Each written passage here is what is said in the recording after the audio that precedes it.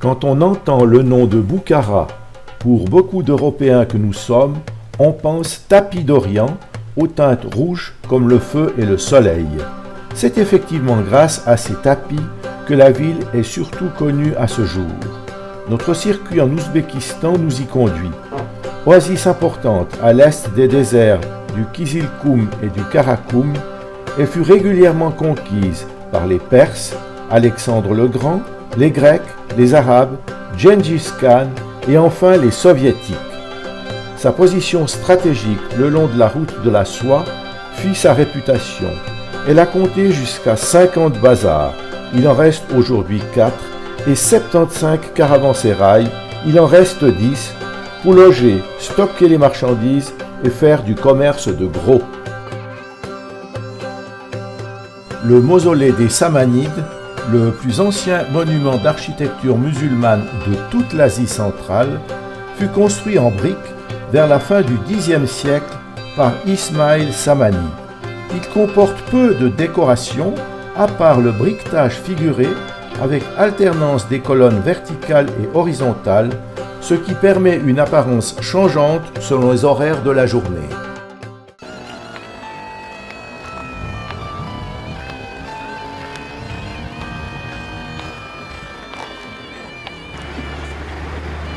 Les murailles de la ville extérieure de Boukhara.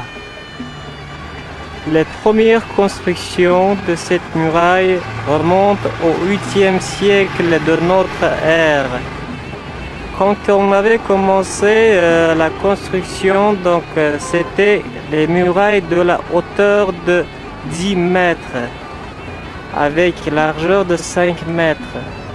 Et la longueur totale de cette muraille extérieure faisait 12 km, ayant 12 portes d'entrée qui donnaient à l'extérieur de la ville.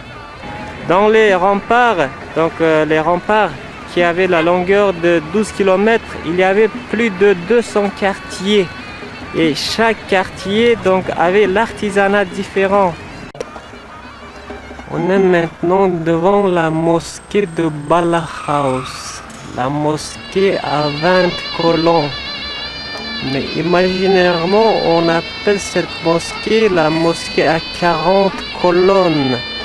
Pourquoi on dit la mosquée de 40 colonnes? Si vous passez à l'autre côté du bassin, qui est maintenant derrière nous, voilà, donc vous aurez le reflet des 20 colonnes sur l'eau. C'est pour cela qu'on dit voilà les mosquées de 20 colonnes.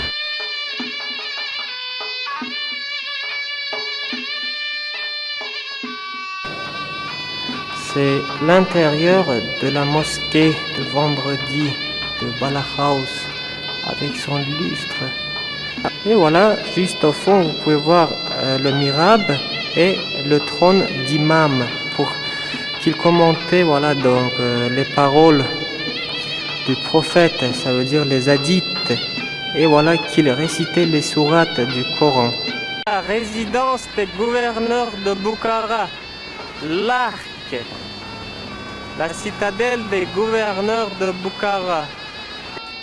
Alors, on est maintenant à l'intérieur de la résidence qui occupe le territoire de 4 hectares de terre. Voir les créneaux des remparts, là où il y avait des gardes. Et c'est juste ici, voilà, on passe à la salle de réception. Et là où il y a encore l'écurie, la salle de lecteur de Coran et la salle de bonjour pour les gouverneurs. L'intérieur, c'est l'intérieur de la mosquée.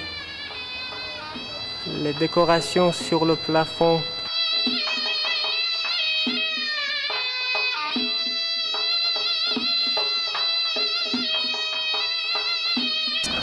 Le trône de la place pour le trône de gouverneur de Boukhara, c'est la place Régistan, qu'on se traduit la place sablonneuse, parce que les condamnations à mort, les défilés militaires, les fêtes nationales traditionnelles se déroulaient ici. Et maintenant c'est couvert de marbre ou bien après la restauration avec des carreaux de ciment. Ici se trouvait aussi l'hôtel de Monet, là où il y a la sculpture du lion. La sculpture sur le plafond, c'est la salle de réception du gouverneur de Bukhara.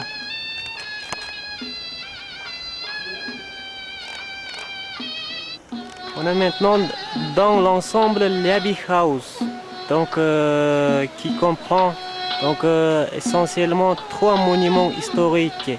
Devant nous, voilà, ça c'est la Madrasa Nadir Devan Beghi, donc qui était construit au XVIIe siècle.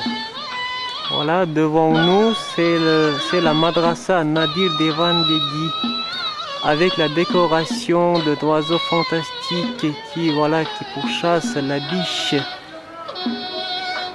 Dans la religion musulmane, c'est interdit de représenter les oiseaux, les animaux vivants. C'est pour cela que c'est un oiseau mythique pour nous. Alors, on est devant le Khanaka Nadir Devan Beghi, qui était construit au XVIIe siècle, notamment dans la première moitié du XVIIe siècle.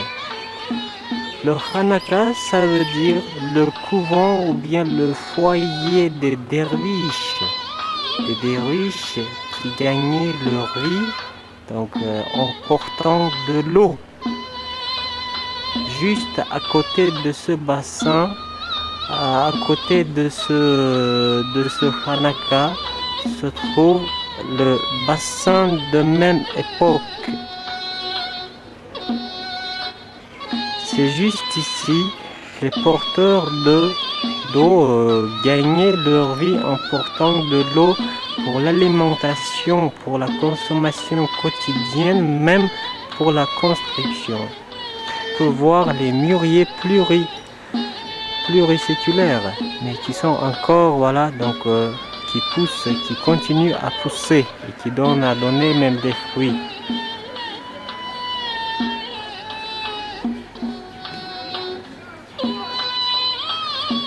Voilà, devant nous, c'est le mûrier qui est asséché.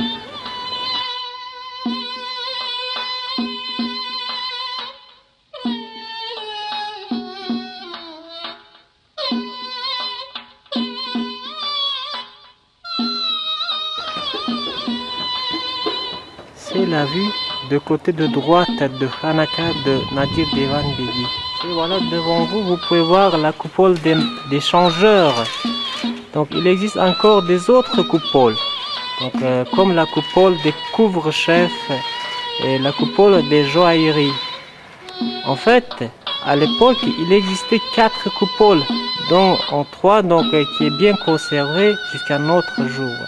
Nous sommes devant la mosquée Magaki Attari, qui se traduit les épices dans le profondeur, dont la construction remonte à l'époque pré-islamique.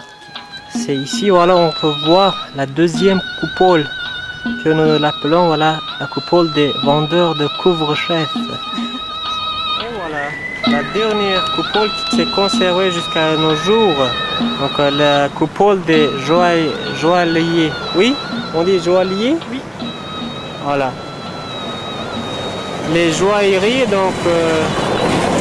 les joailliers qui s'occupaient de l'or, de l'argent, de cuivre, qui s'est passé de génération en génération.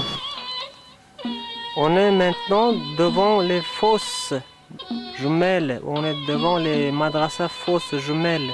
La madrasa Ulugbek qui date le début du 15e siècle et celle de la madrasa Abdulaziz Khan qui est en train d'être restaurée et qui date du XVIIe siècle.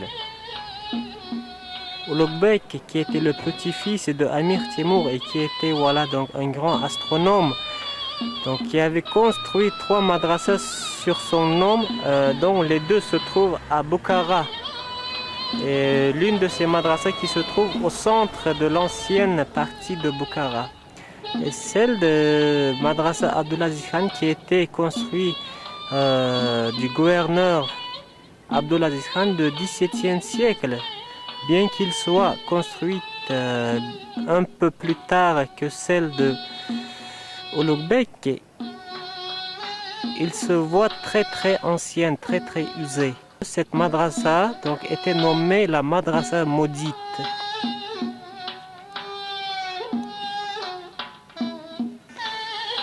Voilà, nous avons devant nous donc la première cause donc d'être maudite donc pour cette madrasa. Donc ici, voilà, si vous regardez attentivement, vous pouvez voir dans la décoration des portails, des côtés de portail, donc des fleurs dans une vase. Ok? Donc voilà, si vous le coupez en deux, vous pouvez voir le dessin de l'oiseau de pont. Ce qui est interdit, voilà, donc dans la religion musulmane. Ici, voilà, vous pouvez voir la tête donc de l'oiseau pont qui, voilà, qui fait partie basse de la vase, du vase. Et puis voilà les fleurs qui est dessus, donc ça sert, voilà, d'être la queue pour l'oiseau. Deuxième raison d'être nommée la madrasa maudite pour la madrasa Abdelaziz Khan, de loin vous pouvez voir le mihrab de la partie de mosquée de la madrasa. De loin on voit la silhouette d'un homme qui porte le turban qui était représenté dans le mihrab. Si on s'approche, il est impossible de le voir, de le remarquer. Si on s'éloigne, ça sera bien visible. Vous voyez? Voilà. Voilà, ici on peut voir l'intérieur de la madrasa Abdelaziz Khan, qu'on le nomme la madrasa maudite, qui est bien détruite et qui est tombée beaucoup en ruine.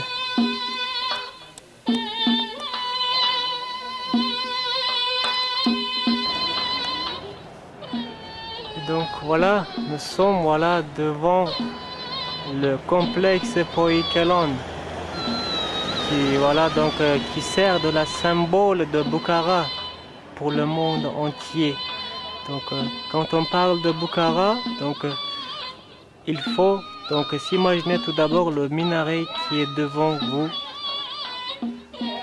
avec sa mosquée qui était bien réputée. Donc la mosquée qui porte le nom, la mosquée Kalian, et le minaret qui porte le nom, le minaret Kalian. Et juste à côté, la madrasa qui fonctionne jusqu'à nos jours, jusqu'aujourd'hui, la madrasa Miri arabe, qui date donc 16e siècle. La construction de minaret date 12e siècle. Et les premières constructions de cette mosquée remontent à la période pré-islamique. Voici le minaret Kalian, 48 mètres de haut, le plus haut au monde. Et juste à côté, dans 4 côtés, on peut voir la mosquée qui est destinée pour la prière en été, avec quelques petits arcs brisés, au nombre de 208.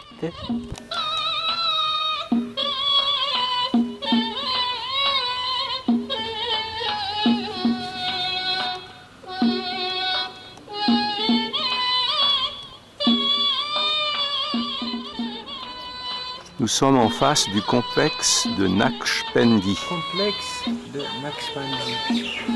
Naqshbandi qui avait vécu au XIVe siècle. Il était mort à la fin du XIVe siècle, mais la date de sa naissance n'est pas très intéressante. Mais on dit toujours l'âge de sa mort. Donc il était mort en 71 ans. Il était enterré dans un village qui porte le nom Kasri Arifan, ça veut dire le château des intelligences. Donc Naqshbandi, qui était un des fondateurs de la confrérie mythique, confrérie de soufisme. Quand on parle de soufisme qui existait déjà à l'époque du prophète Mahomet. de soufis. Donc, dans les pays arabes, il existait une vingtaine de branches de soufisme. Donc à Mawaraoun-Nahr, ça fait appellation après la conquête des Arabes, qui veut dire voilà les pays entre deux fleuves, transoxianes.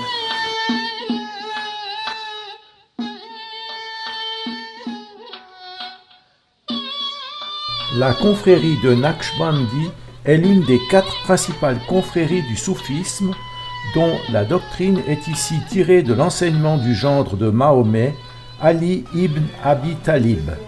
Cette philosophie est empreinte de mysticisme, de méditation, tout aspect vu avec grande méfiance par les chiites et les sunnites qui sont plus intéressés par les lettres du Coran et leur interprétation juridique. Le Dieu que découvrent les soufis est un Dieu d'amour et on accède à lui uniquement par amour.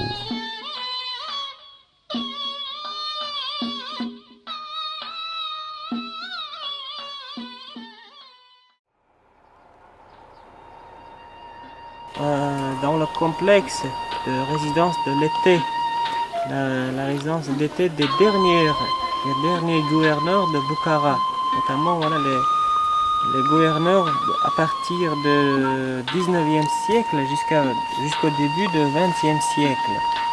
Donc les premières constructions commencent donc la moitié du 19e siècle par le gouverneur de Bukhara, Amir Nasrullah Khan. Donc, Amir Nasrullah, donc un jour après la prière de vendredi, il a voulu donc rassembler tous les artistes, tous les artisans, architectes de Bukhara, afin de dire son but. Donc le but était voilà que donc il voulait avoir une résidence d'été comme il était toujours fatigué, donc de rebosser, de se rebosser des affaires intérieures, extérieures de l'émirat de Bukhara. À part d'être nommé donc la salle de danse, on l'appelait cette salle la salle de 4 saisons, parce que à chaque saison, voilà, les murs c'était décoré suivant la saison.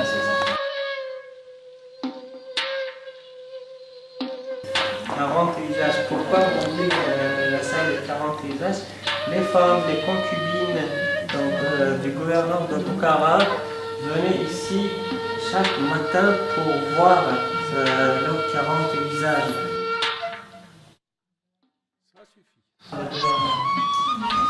Et cette salle portait le nom salon du thé. Bien en ouzbek, ça veut dire chai khana. Chai, ça c'est thé, khana, ça c'est la salle. Et pour les gouverneurs de Bukhara, donc avec la construction qui est destinée donc pour les femmes et pour ses concubines, dont il nous reste seulement une seule partie qui se trouve à côté du bassin. Et voilà, devant vous, c'était la place pour le trône de Bukhara. Donc le gouverneur de Bukhara qui était seul à avoir le droit de regarder la natation de ses concubines. Musée de la broderie, les Suzannies.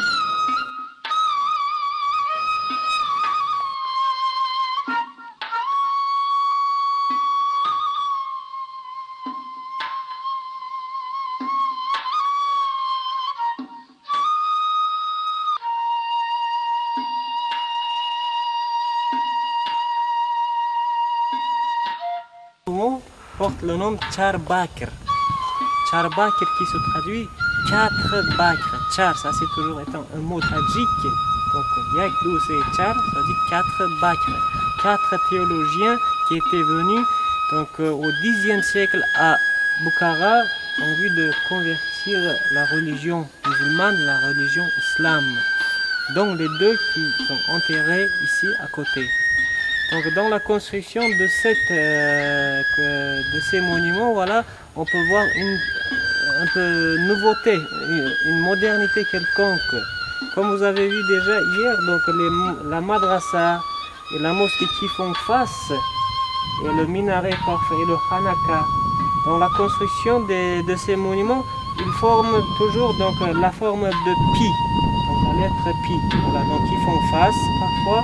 Mais ici, vous pouvez voir la nouveauté, qui sont dans la même lignée, dans le même alignement. Oui. Au milieu, la madrasa et devant, le petit minaret.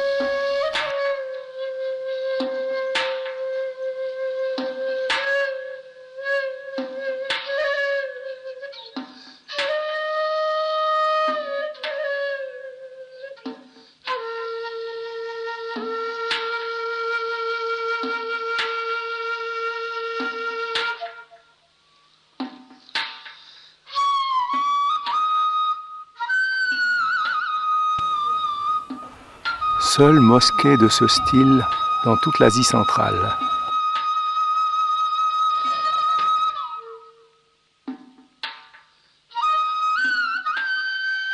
Chor minor.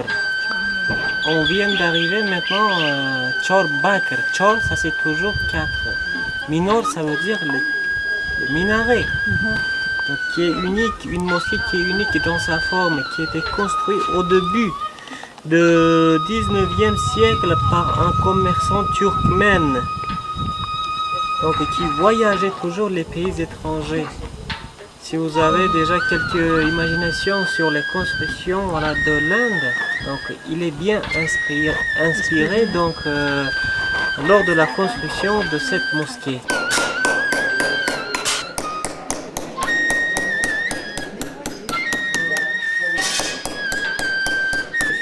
Material you can use.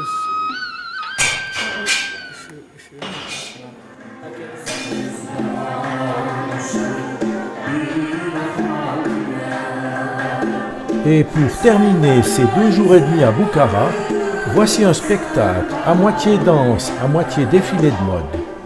On peut y apprécier la grâce des danseuses, mais aussi la variété des instruments de musique.